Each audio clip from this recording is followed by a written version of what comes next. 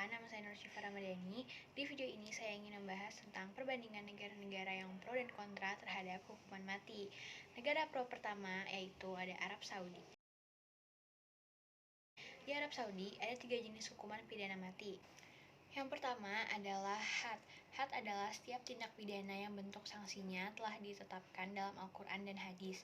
Dalam kasus had, apabila vonis yang dijatuhkan hakim sudah berstatus inkrah atau berkekuatan hukum tetap, maka pemerintah atau ahli waris tidak mempunyai hak untuk memaafkan pelaku. Nah, contoh kasusnya ini ada murtad, perampokan, pemberontakan, sihir, dan pembunuhan berencana. Dan yang kedua ada takzir. Takzir itu setiap tindak pidana yang tidak ditentukan sanksinya dalam Al-Quran dan hadis dan penetapannya dilakukan oleh hakim atau pemerintah berdasarkan kebijakan dan ijtihadnya sepanjang tidak bertentangan dengan Al-Quran dan hadis. Contohnya ini narkoba dan penjualan orang.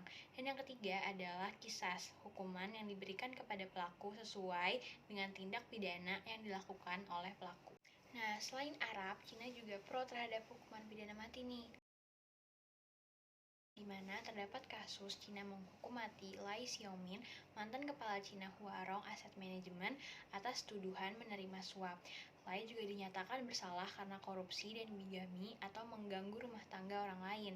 Dia menerima suap senilai 1,79 miliar yuan antara 2008 dan 2018 dan semua aset pribadinya akan disita.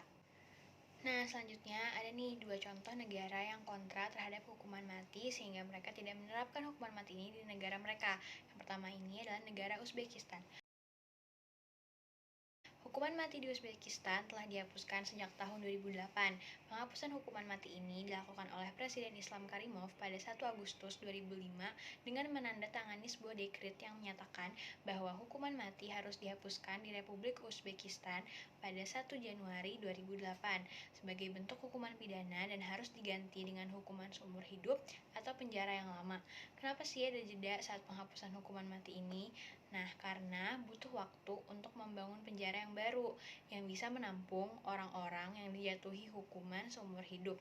Mereka adalah tahanan yang pernah dijatuhi hukuman mati sebelumnya. Nah, negara yang kedua adalah negara Serbia. Kenapa sih negara Serbia kontra terhadap hukuman mati? Karena negara Serbia ini terikat oleh konvensi internasional yang melarang hukuman mati. Pada protokol opsional kedua pada Konvenan Internasional tentang Hak Sipil dan Politik 6 September 2001, protokol nomor 6 dan nomor 13 kepada Konvensi Eropa tentang Hak Asasi Manusia, menurut pasal 24 Konstitusi Serbia 2006, kehidupan manusia tidak dapat diganggu-gugat sehingga tidak akan ada hukuman mati di Republik Serbia. Nah, cukup pembahasan saya kali ini. Terima kasih dan semoga bermanfaat.